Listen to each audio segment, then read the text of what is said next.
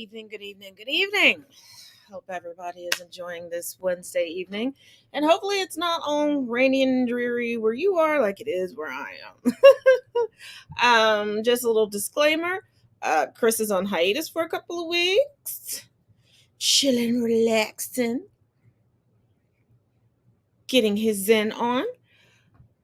But still got some great updates and highlights for y'all. We're just gonna jump right in and get into it. Now, hold on.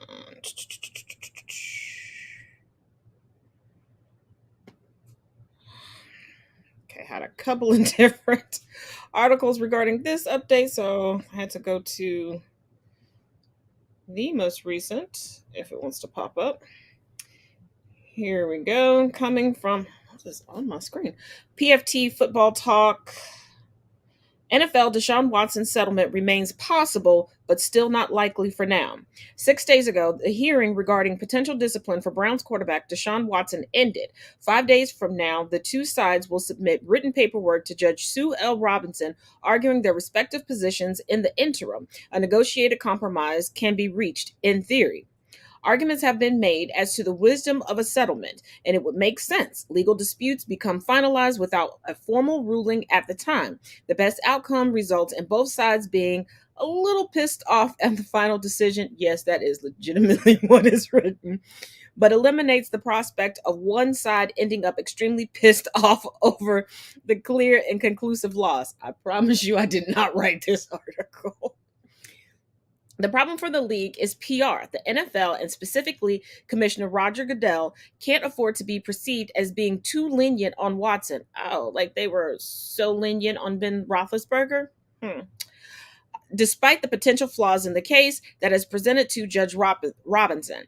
That's why the league wants a minimal suspension of 1 year, and why the limited updates from 3 days of hearings consisted of largely of reminders that yes, the league still wants him to be suspended for at least a year. But what does the public want? That's a question. He's a bit of a menace to society. And ooh, that's hot, 105. Ooh.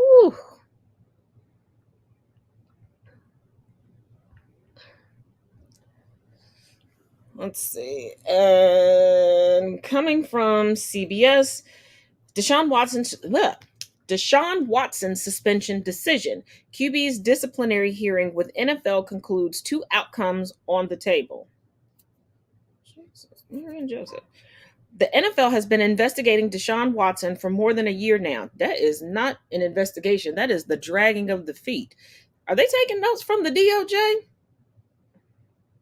And that investigation took center stage this week at a hearing during which it will soon determine whether Watson deserves to be suspended for violating the NFL's personal conduct policy.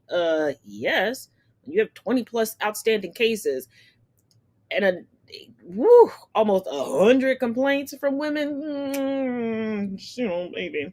The hearing began on Tuesday, and as CBS Sports NFL insider Josina Anderson reports, has officially concluded on Thursday evening. Now, after the NFL and NFLPA each laid out their cases, Watson's fate. Sorry, I can't seem to talk today. Rests in the hands of the league's jointly appointed disciplinary officer, Sue L. Robinson. She will make the decision on whether Watson violated the NFL's personal conduct policy. If he did, she'll also decide how long he should be suspended. Wait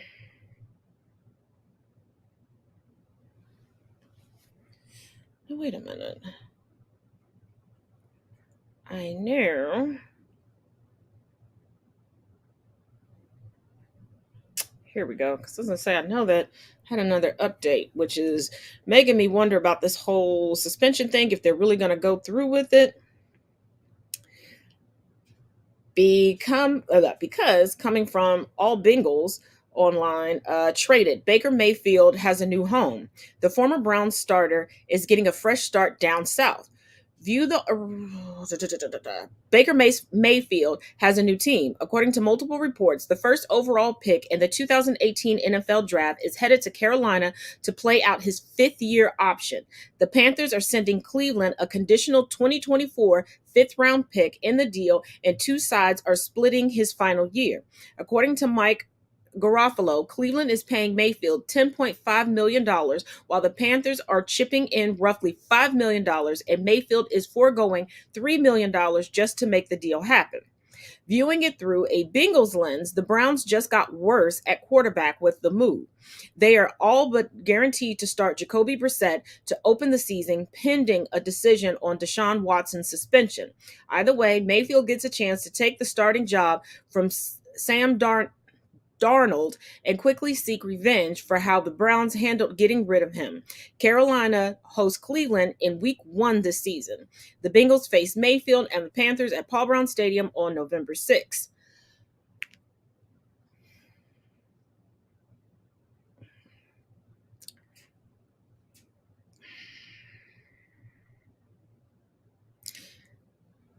It almost feels like he's not really going to get a real suspension.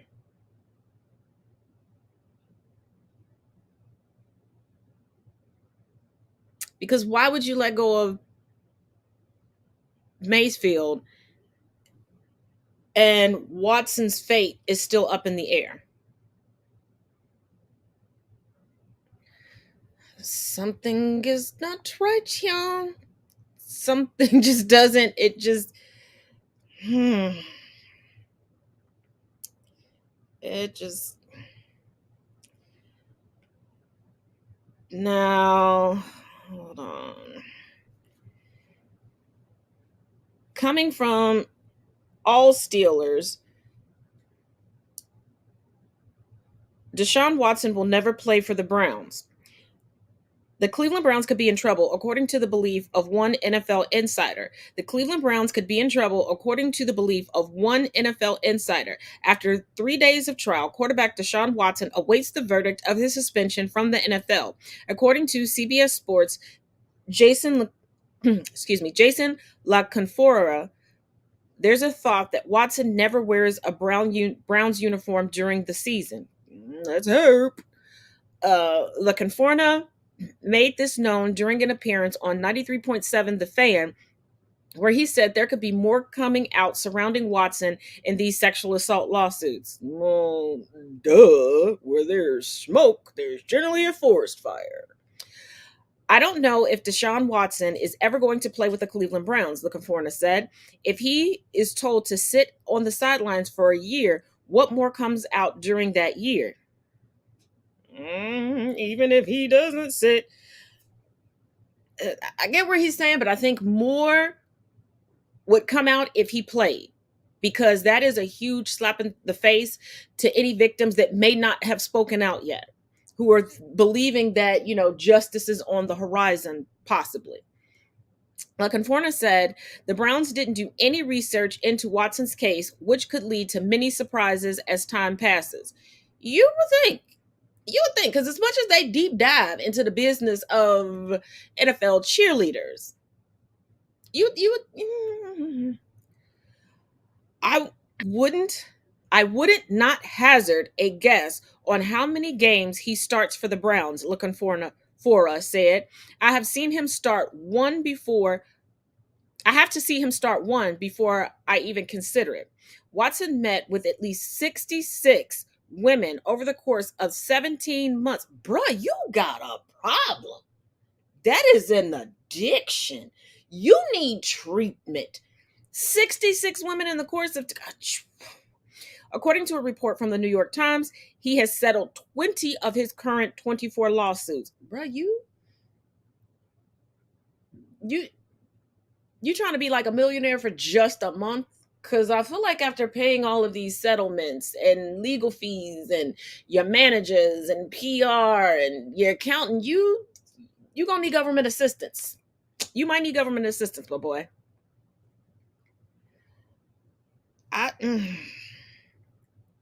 66. It's but not all men, right? but not all men.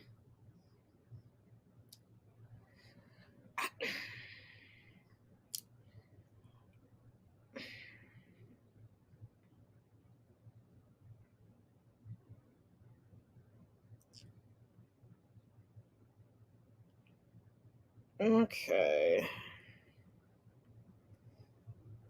I'll just start with the first update because we have a few updates on Brittany Griner.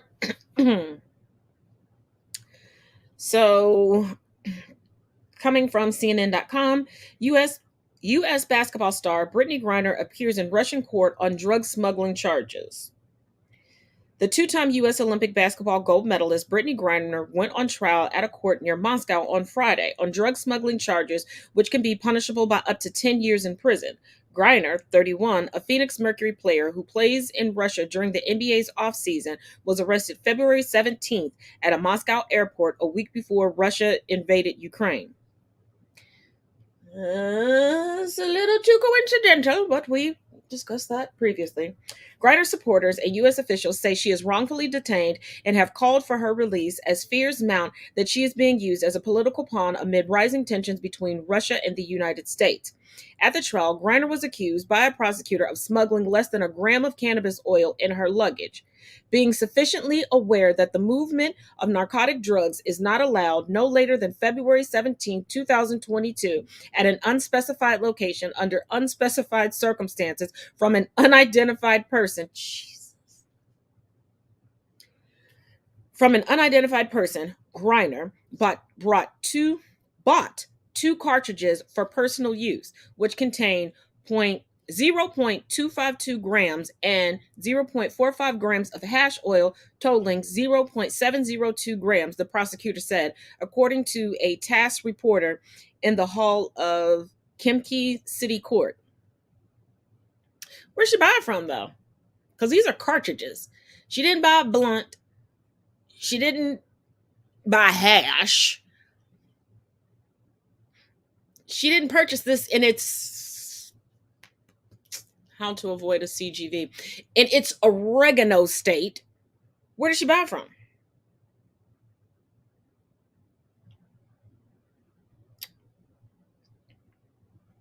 The prosecution argues that Griner intended to import the drugs into Russia's territory and put the prohibited substance into a backpack and a suitcase, according to TASS. Cannabis oil is subject to control in Russia and is classified as a narcotic drug. The second hearing of the trial will take place on July 7th.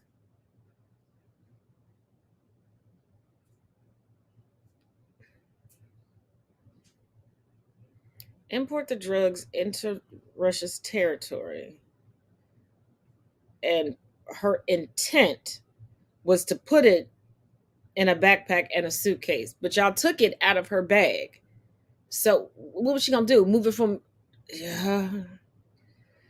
I,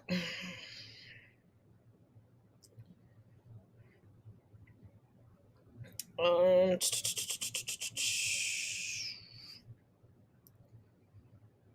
And this coming from people.com. Brittany Griner accused of moving significant amount of cannabis oil in first Russian court appearance. Now, we just heard the amounts that she...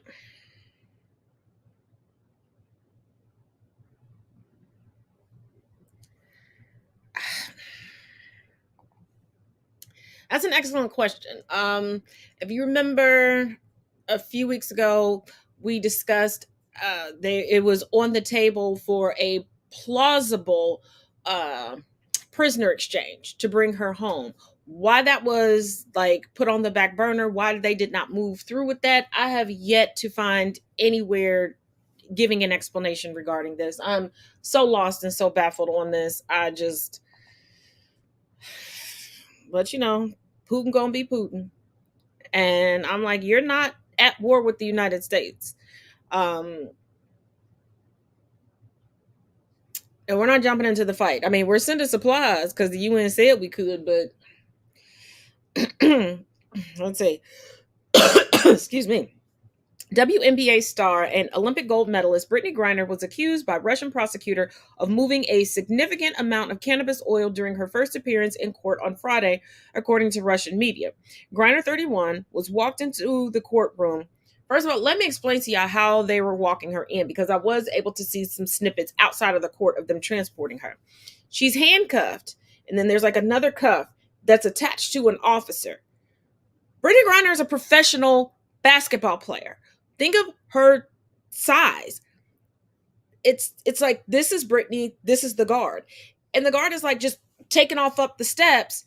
And Brittany's like trying to trot along, but like, what are you, huh? Like, are y'all not trying to set her up for an escape charge? Or are you trying to injure her? Like, I don't, I don't know.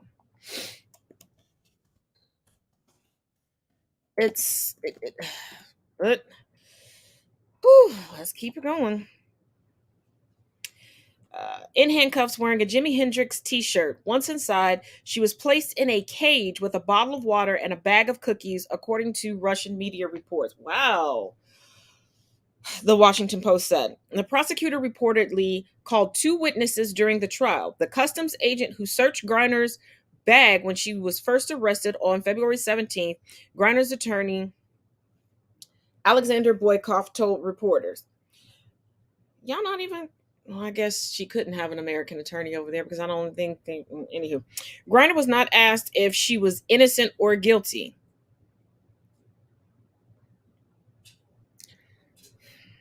Okay. Let us keep in mind, citizens and residents of the United States. Every other place is not the United States. Their judicial systems do not work as ours do. There are places where they do not care if you decide to proclaim your innocence or guilt pre-trial, in the middle of trial, post-trial. They're not asking you, okay? They are taking the evidence that they have gathered and they are forming a case against you. And the burden of proof is yours from behind bars. I don't know how that's supposed to work, but it is what it is. So stop with this, oh my God, they didn't let her plead guilty or innocence. She's not in the United States. She's not in the United States.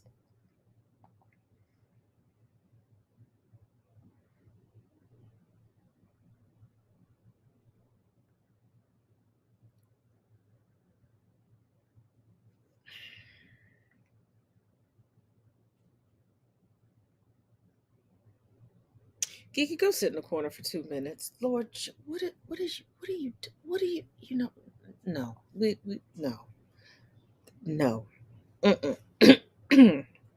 Following Griner's court appearance, U.S. Deputy Chief of Mission Elizabeth Rood spoke outside the courthouse and emphasized that the Russian Federation has wrongfully detained Miss Griner. First of all, it's Mrs. She's a married woman. No shit, Sherlock. What? You know what? I'm so tired of U.S. officials being Captain Obvious. Root also said she had the opportunity to speak with Mrs. Griner in the courtroom. She is doing as well as can be expected during these difficult circumstances, and she asked me to convey that she is in good spirits and is keeping up the faith, said Root. Like, what else is she gonna do? Like, Jesus, Mary, and Joseph. Okay, got one more up on my date regarding, hold on, so I don't lose my place.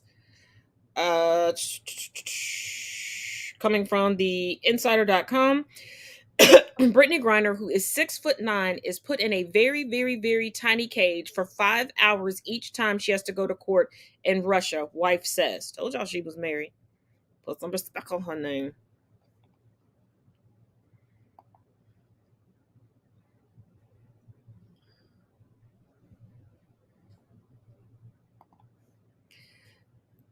The wife of WNBA star Brittany Griner, who is currently detained in Russia, said she is forced into a tiny cage every time she has to appear in court. Sherelle Griner told CNN's New Day in an interview that aired on Thursday that her wife, who is 6 feet 9 inches tall, has to travel in a small cage for the 5-hour round trip drive to court. Sherelle told CNN that she has spoken to Brittany and says she's exhausted. Sherelle, who calls her wife BG, said, so BG is having to travel over 5 hours round trip when she goes to court in a very, very, very tiny cage with her knees bent, feet up to the ground because it's not big enough to fit for her to fit in. The Phoenix Mercury Center has been detained in Russia since late February when Russian authorities accused her of carrying cannabis oil in her luggage. Griner is being tried on drug smuggling charges and faces up to 10 years in prison. Experts say that Griner's trial, which began Friday, will be a show trial and that an outcome has likely already been decided. Insiders Meredith Cash reported.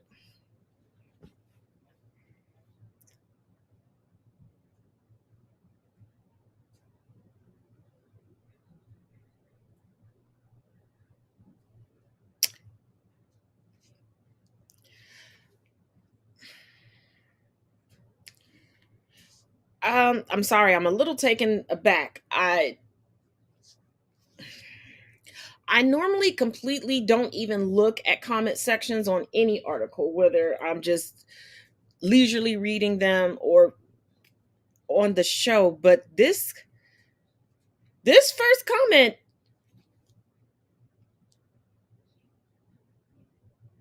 just took me aback. I'm gonna read it. Whoever Ecoop is, ECOOP, Ecoop, uh, said, so what? And Brittany Griner disrespected our country in every way possible. Let the Russians determine her fate, and we can all sit back and enjoy her punishment. I bet he white.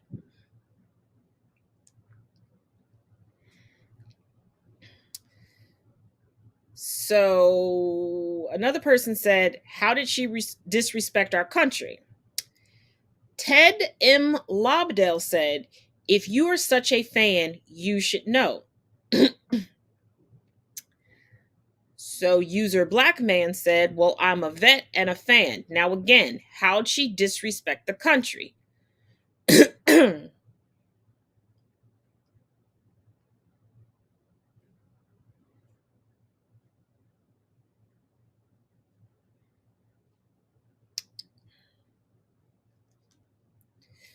Now, while I'm trying to figure out, find where this person finally answers what she did to disrespect the country, we have a Liam Clifton going, maybe next time she won't bring drugs into Russia illegally.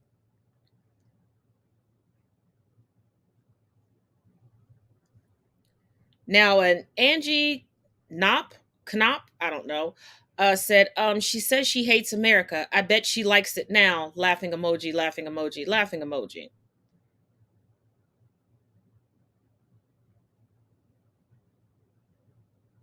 Somebody responded back to Angie and said they'd never heard of that.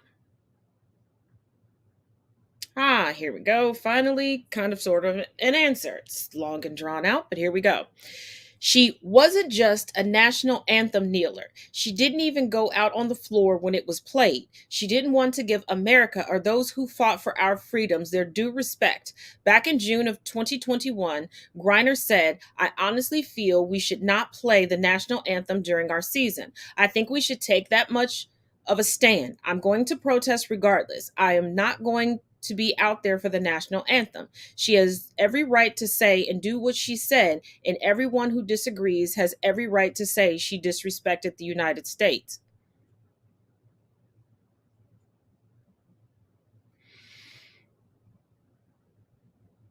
So you say that veterans, all veterans, fought for everyone's freedoms, which is not true, but I don't have enough time to break that down tonight. But when somebody utilizes their freedoms and they're melanated, tis wrong. And people, you all do realize the only reason we play the national anthem at sporting games was a PR campaign by the armed forces. Because think about it, what is patriotic about sets of citizens getting together to basically beat each other's ass? Like, you should be more concerned about, is it played before governmental meetings, things like that. Like, how nationalist could you possibly be?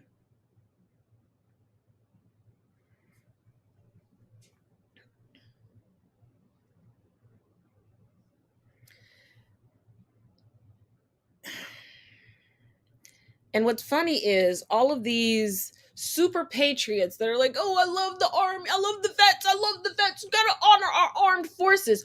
Do they not know that fellow members of the armed forces do kneel when there's a fallen comrade? It is the utmost respect.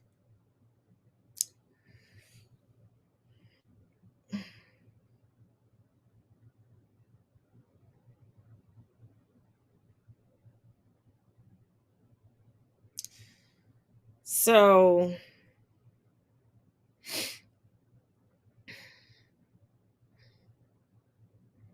that was M. Angelotti that gave that response. Then you have somebody with a fuck Joe Biden PFP calling themselves pretender and thief.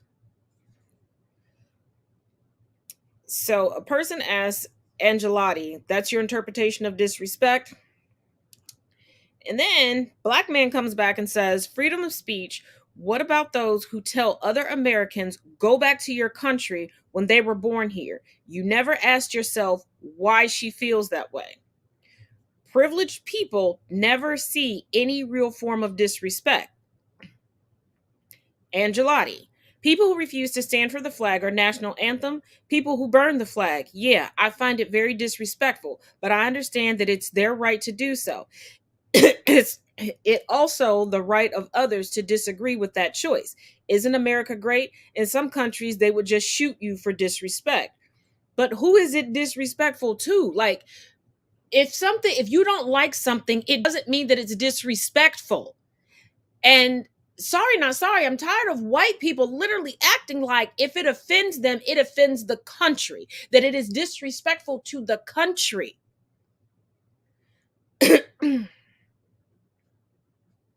Frenchie is a vet. He don't give a damn.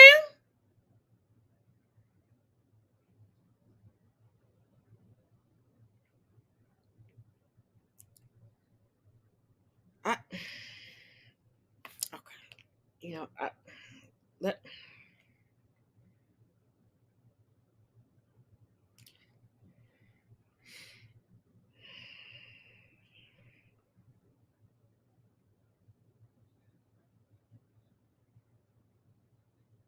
Let me see if I can grab this.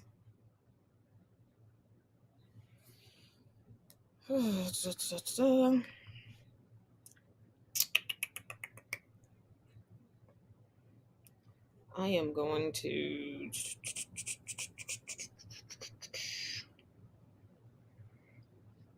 Let's see if I can put it in here for you guys if you want to go and see the debacle.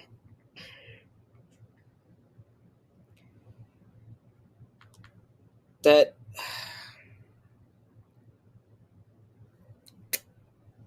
be safe. Okay,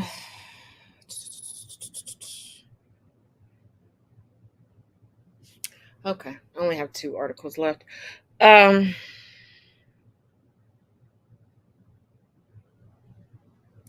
go to this video. Look at this man. They call him James Doc Eaton, a Kennesaw, Georgia councilman, has now resigned from his post in protest of the renewal of a business permit for a store called Wildman Civil War Surplus. He attended his last meeting. He said, I'm done with it. You all decide to renew this company's business license. I'm going to resign in protest of that racist act. Let's put up some pictures from the store that was allowed to continue to operate. All right. Here's what the councilman said. He said, I want to set the example for my grandchildren that silence on issues that matter is agreement and not a sign of true leadership. His daughter said she will also move her chiropractic business out of the city of Kennesaw. So what you're looking at, let's go to the racist wardrobe sold at the store. So you have racist wardrobe. You have anti-black imagery. Okay. There's more. You have Jim Crow era imagery, black children eating watermelon with a sign that says, "We be eye candy only." That's what it is. That business was allowed to stand. A white council member was so offended by this racism that he resigned his job. This is an ally. This is a good man. Doc Eaton,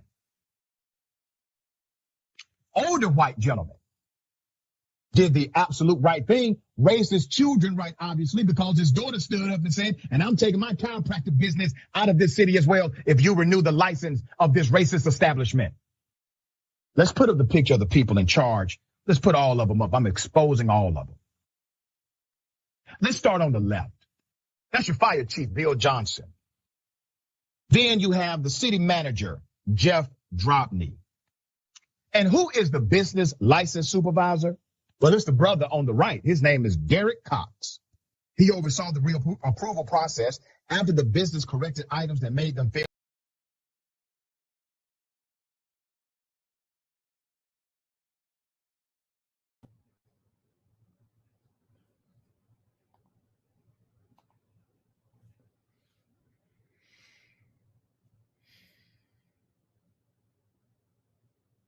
That councilman and his family are what you would call accomplices. I'm going to take it a step further than just calling them allies.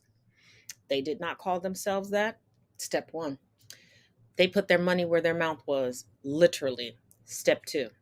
They said in no way, shape, form, or fashion are they going to stand by. Now let's unwrap the black man involved in this. This is what we mean when we say all skin folk ain't kinfolk. There are people who have internalized racism, and there are people who are so wrapped up in capitalism, they will literally sell their own family members, if they could, to make a profit. Because ain't no way. Ain't no way. Ain't no way.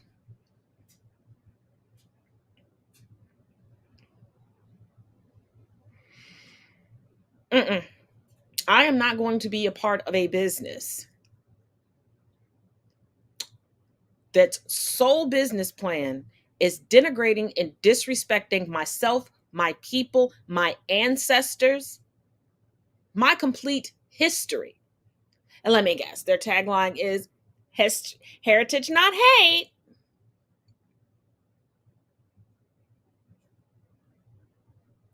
There's a whole store commemorated to people who bought and sold other people and quantified them as livestock on manifest, on tax returns, on census records.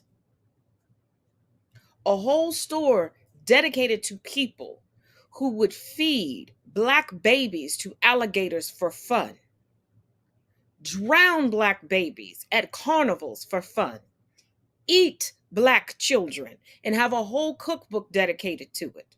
Take our hair and stuff cushions with it. Make clothing and furniture items out of our skin.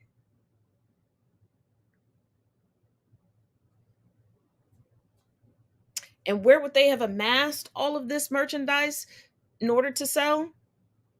The attics, the storage facilities of the descendants of those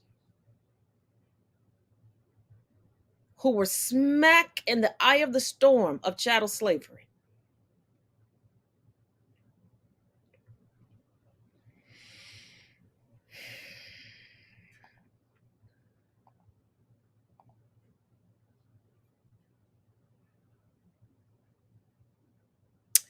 Now let's move on to reason 567, why SCOTUS needs to be purged. Well, hey there, y'all. So in today's conflict of interest news, y'all, this soggy communion wafer is Peggy Nineber. She is the vice president of the Faith and Liberty Evangelical Group, and she also gives bangs a bad name. At an evangelical victory party in front of the Supreme Court to celebrate the downfall of Roe v. Wade, she was caught on a hot mic making a bombshell claim. that she prays with sitting Supreme Court justices inside the high court. Why is this a conflict of interest? Because her ministry is under the umbrella of the Liberty Council. The Liberty Council frequently brings cases before the Supreme Court, and an amicus brief that they authored was used in the decision to overturn Roe v. Wade. In other words, sitting Supreme Court justices have prayed together with evangelical leaders whose bosses were bringing cases and arguments before the high court. On the hot mic, the live streamer says, "You actually pray with the Supreme Court justices?" "I do," she says. "They will pray with us, those that like to pray with them, but some of them don't." She did not name names, but I am guessing it did not include Sotomayor. In fact, I imagine her face looks something like this if they asked her. The Liberty Council is now scrambling. The co-founder, Matt Staver, is strenuously denying the truth of those comments. He's saying it's entirely untrue. There's just no way that has happened. She has prayer meetings for them, not with them. When asked about her comments that directly contradicts that, he says, "I don't have an explanation." This bombshell news comes on the heels of a report stating that the confidence in U.S. Supreme Court is at its lowest level ever. Only 25% of Americans have confidence in the Supreme Court. I have a feeling that number is about to get a lot lower.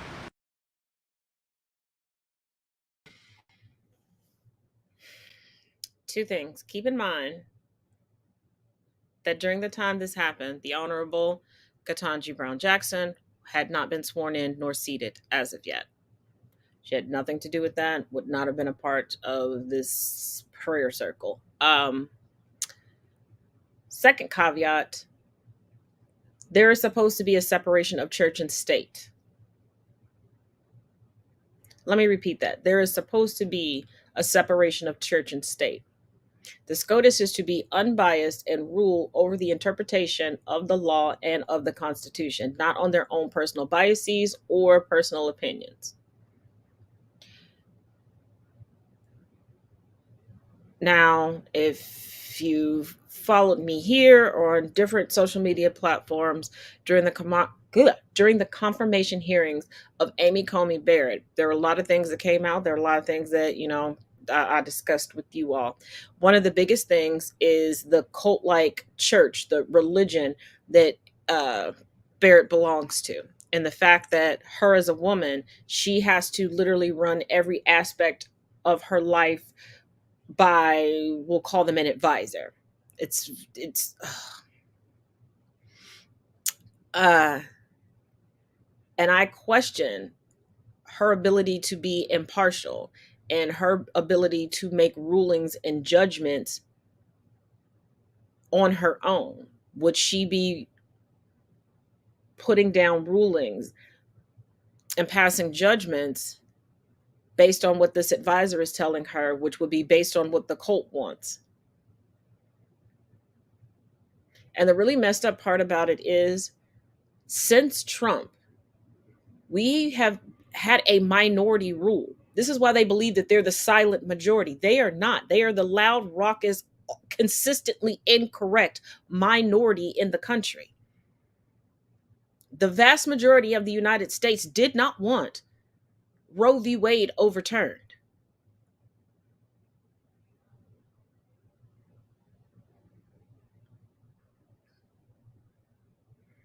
Even through all of their tactics. And I know someone sent me a video regarding the history of Roe herself. I'm going to try to find it. I've been sent so many videos and trying to get them branched off to the different shows. My apologies. And I'm still on the mend, but I'm going to do my best. And quick caveat, just so you know, I know definitively tomorrow's show will be pre-recorded. In the event that I do get out of an event in time to make it back and do it live, I will let you know in the very beginning, but more than likely it will be pre-recorded.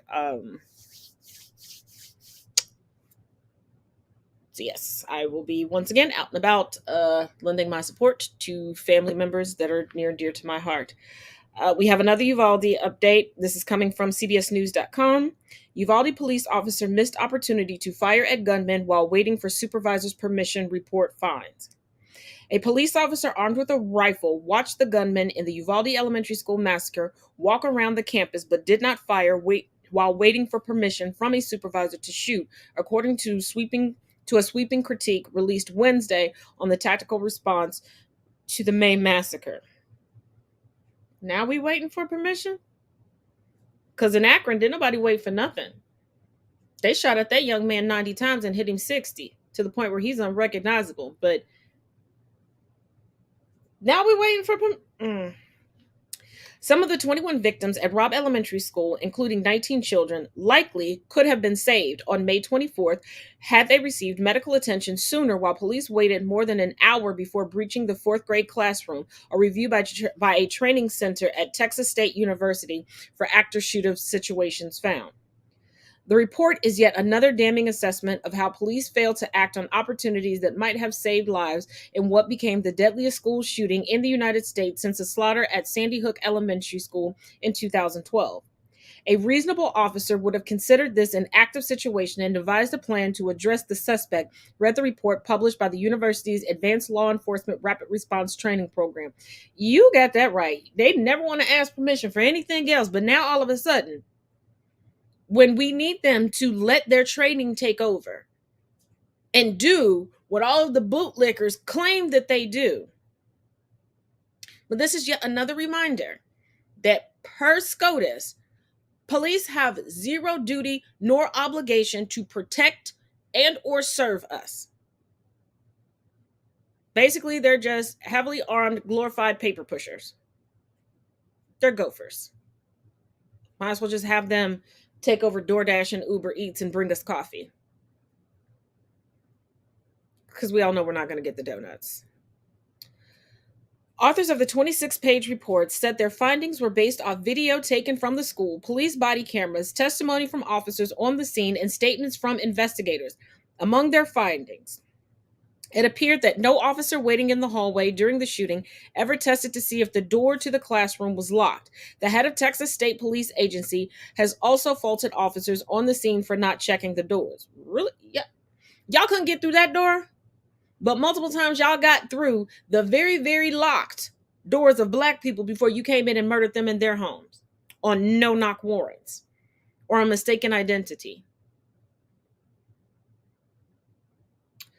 The officers had weapons, including rifles, body armor, which may or may not have been rated to stop rifle rounds, training, and backup. The victims in the classrooms had none of these things. Neither did the mother that they are currently harassing, who went in and saved her children and other people's children. She had no armor, no formal protection, no weapon. But when officers finally entered the classroom at 12:50 p.m., more than an hour after the shooting began, they were no better equipped to confront the gunman than they had been up to that point. Effective incident command never appears to have been established among the multiple law enforcement agencies that responded to the shooting. The gunman, an 18-year-old with an AR-15 style semi-automatic rifle, entered the building at 11:33 a.m. Before that, a Uvalde police officer, who the report did not identify. What is with everybody being unidentified tonight? Saw the gunman carrying a rifle towards the West Hall entrance. The officer asked the supervisor for permission to open fire, but the supervisor either did not hear or responded too late, the report said. Why do you need permission? Who is walking into an elementary school armed?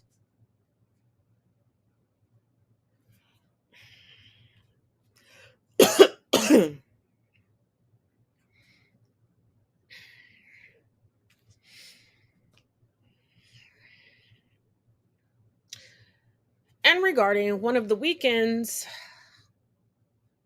the good old Patriot holiday, as Marjorie Taylor Greene said, this is MAGA month, and this is the MAGA holiday. Let's hear commentary on how Fox News, well, Fox Entertainment, is handling this. Well, our nation's most recent tragic mass shooting has prompted our talking heads to search for explanations. And the frothing faceholes at Fox News are much like a family of donkeys at Thanksgiving, doing their very best to ignore the elephant in the room, grasping at any straw to avoid talking about guns. Laura Ingraham said maybe it's all the legal weed these young men have access to nowadays. Yeah, because everybody knows when you think about stoners, you think of homicidal rage. Somehow I doubt that's it. Then she said maybe it's the antidepressants, all the SSRIs in our society. I love this one. It's like, back in the good old days in this country, young white men didn't need medications to work through their problems. No, back then they dealt with their issues by tuning up the missus or joining a lynch mob like a man. What is this country coming to? Only these people who constantly play the "it's not about guns, it's about mental health" card would then turn around and be like, what the real problem is? We got too much medicine for mental health. That's what it is. They, of course, went to the old standby. Play too many violent video games. Why is it only the violent ones that have this kind of impact? Why don't we ever hear about a rash of mining and homesteading amongst the youth because of Minecraft? Or you don't ever hear about teenagers breaking into candy shops and lining up all the fruit shapes or whatever. Don't they know that at this point, statistically, almost everybody plays these games and almost nobody murders everyone? When are they going to give it up?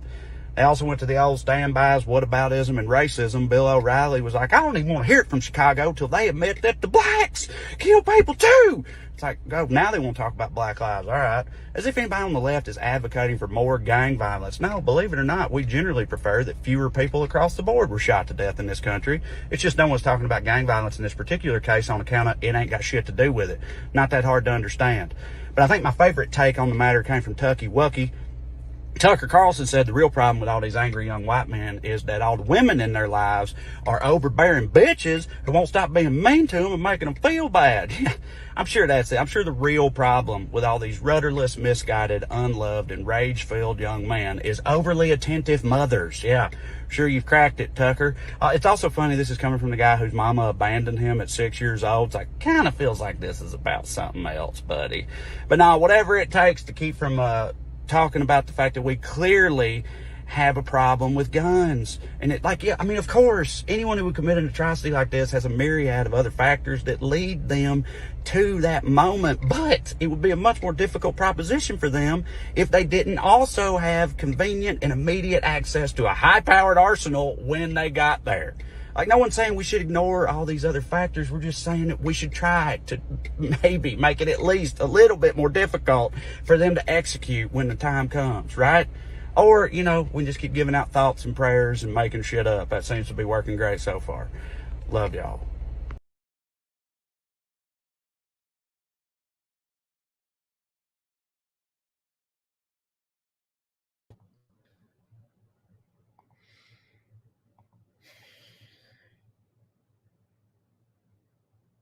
Right on schedule. They're going to remove accountability and blame any and everything and everyone that they can and hit us with the whataboutisms. Bring black people into the conversation because, even though historically speaking, it's white people that have a history of violence.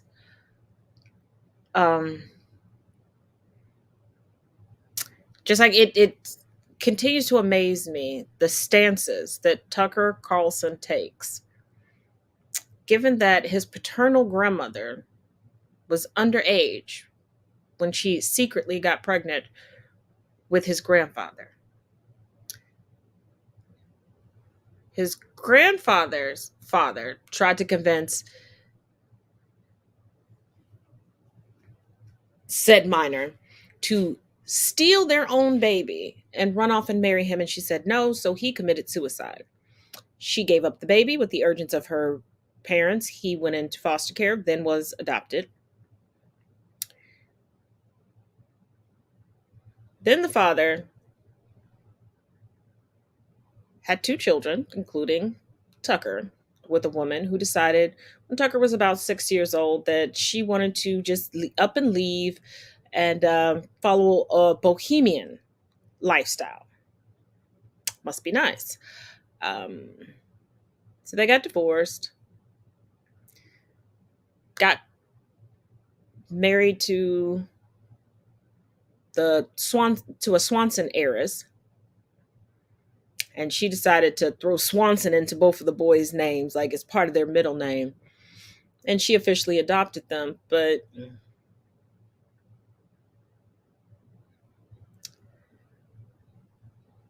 my guy, with such a checkered family history, riddled with trauma and lack of choices and evident mommy issues,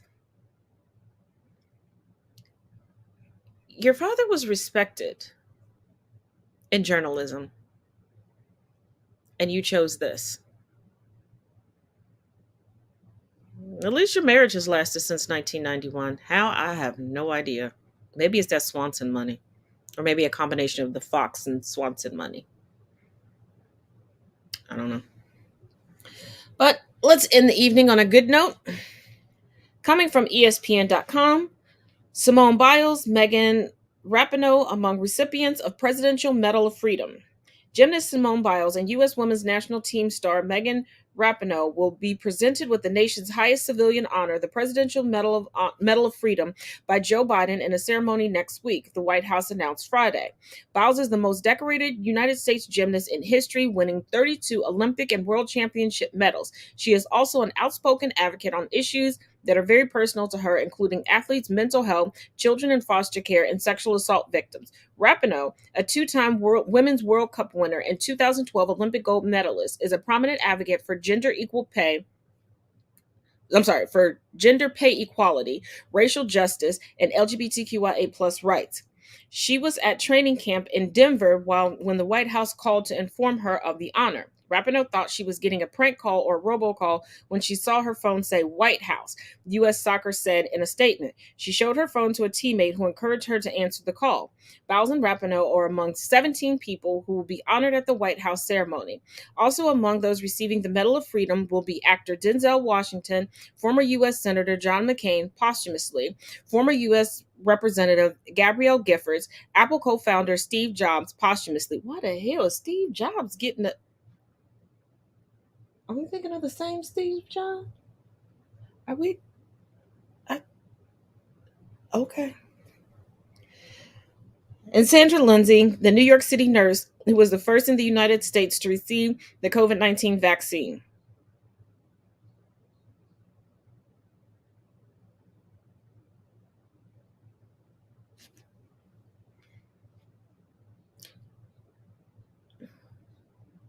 Okay. The honorees have overcome significant obstacles to achieve impressive accomplishments in the arts and science and dedicate their lives to advocating for the most vulnerable among us and acting with bravery to drive change in their communities and across the world while blazing trails for generations to come, the White House said.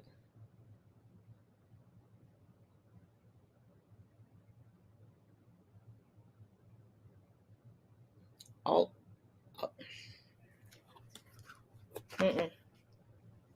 I need all the JC points I can get.